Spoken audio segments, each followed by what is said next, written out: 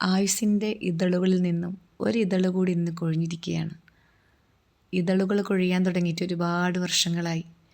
ഇനി ചുരുക്കം എണ്ണാൻ മാത്രം ബാക്കിയുള്ള ഇതളുകൾ മാത്രമേ എൻ്റെ ആയുസ്സിനുള്ളൂ എന്ന് ഉത്തമ ബോധ്യത്തോടു കൂടെയാണ് ഞാനിപ്പോൾ ജീവിക്കുന്നത്.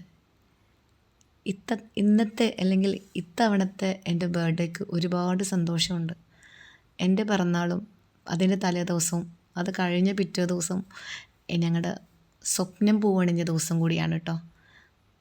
ഇന്നെൻ്റെ ബർത്ത്ഡേ ആണെങ്കിൽ നാളെ ഞങ്ങളുടെ സ്വപ്നം പൂവണിഞ്ഞ ഞങ്ങളുടെ വീടെന്ന സ്വപ്നം പൂവണിഞ്ഞതിന് 1 വർഷം തികയുകയാണ് പുതിയ വീട്ടിലേക്ക് താമസമാക്കിയിട്ട്. അപ്പോൾ അതുകൊണ്ട് തന്നെ എൻ്റെ പിറന്നാളിന് ഇത്തവണ മധുരം കൂടുതലാണ്. പിറന്നാളൊന്നും ആഘോഷിക്കാറില്ലെങ്കിലും കല്യാണം കഴിഞ്ഞതിന് ശേഷം ഇതേപോലെ ചെറിയ ചെറിയ സെലിബ്രേഷൻസുമൊക്കെ നടത്താറുണ്ട് കേട്ടോ. അപ്പം ഞങ്ങൾ സാധാരണ പോകുന്നത് പോലെ നമ്മുടെ എല്ലാ സെലിബ്രേഷനും ബീച്ചിലായിട്ടും ഇങ്ങനെയൊക്കെ തന്നെയാണ്. അപ്പോൾ ആയുസ്സിൻ്റെ ഇതളിൽ നിന്നും ഒരിതളങ്ങ് കൊഴിയുമ്പോൾ ബേജാറാവാണ്ട് നമുക്ക് സന്തോഷത്തോടു കൂടി ആ ഒരു ഇതളിനെ വരവേൽക്കാം. അങ്ങനെ ഞങ്ങൾ നേരെ പോയത് ഉണ്ണിയാൽ ബീച്ചിലേക്കാണ് കേട്ടോ. അവിടെ ഒത്തിരി മാറ്റങ്ങൾ വന്നെന്ന് റീൽസൊക്കെ കണ്ടപ്പോഴേ എങ്ങനെയാണെന്ന് അറിയാൻ വേണ്ടി പോയതാണ്. പക്ഷെ അവിടുത്തെ ബഹളവും തിരക്കും കാരണം നമുക്കൊന്നും ഒറ്റയ്ക്ക് ഇരിക്കാനോ സംസാരിക്കാനോ പറ്റാത്തൊരവസ്ഥ ആയതുകൊണ്ട് തന്നെ നമ്മൾ സ്ഥിരം പോകുന്ന ബദാം ബീച്ചിലേക്ക് തന്നെ തിരിച്ചു പോവുകയാണ് കേട്ടോ. അപ്പോൾ വീഡിയോ എടുത്തപ്പോൾ അതൊന്ന് ഷെയ്ക്ക് ചെയ്ത് മാറിയതുകൊണ്ട് അതിൻ്റെ ആംഗിൾ മാറിപ്പോയിട്ടുണ്ട്.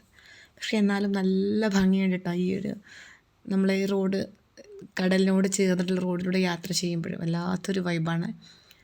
അപ്പോൾ നമ്മളെ ഈ യാത്രയിൽ ഞങ്ങളിങ്ങനെ സംസാരിച്ചുകൊണ്ട് പോവാണ് കേട്ടോ. അപ്പോൾ വിചാരിക്കുന്നുണ്ടാവും നിങ്ങളെല്ലാവരും വീട്ടിൽ സംസാരിക്കാൻ സമയമില്ലാഞ്ഞിട്ടാണോ എന്ന്. 2 പേരും സ്കൂളിലേക്ക് പോകുന്ന കാരണം മക്കളും പോകും. അപ്പം നമുക്ക് സംസാരിക്കാനും ഇതേപോലെ കുറേ കാര്യങ്ങൾ പറയാനൊന്നും സമയം കിട്ടാറില്ല. ഇങ്ങനെയുള്ള വല്ലപ്പോഴും ഇതേപോലുള്ള നിമിഷങ്ങളാണ് ഞങ്ങൾ സംസാരിക്കാറ്. എന്നേത് സംസാരിക്കാതിരിക്കുക എന്നല്ല, ഇതേപോലുള്ള കാര്യങ്ങളൊക്കെ. അങ്ങനെ ഞങ്ങൾ സ്വസ്ഥമായിട്ടൊന്നിരിക്കാൻ വേണ്ടിയിട്ട് വീണ്ടും ബദാം ബീച്ചിലേക്ക് പോവുകയാണ്. മക്കളൊന്നുമില്ല, മക്കൾക്ക് വേറൊരു ഫംഗ്ഷൻ ഉണ്ടായതുകൊണ്ട് അവർ ഞങ്ങൾ കൂടെ ഉണ്ടായിട്ടുണ്ടായിരുന്നില്ല. ഞങ്ങൾ 2 പേരും കൂടെ തിരിച്ച് ബദാം ബീച്ചിലേക്ക് പോവുകയാണ്. അവിടെ ആകുമ്പോൾ നമ്മൾ അറിയുന്ന ഒത്തിരി പേരുണ്ടാവും. ഞാൻ പഠിപ്പിച്ച ഒരുപാട് കുട്ടികളുണ്ടാവും, മാഷ് പഠിപ്പിച്ച കുട്ടികളും ഉണ്ടാവും ഒരുപാട്.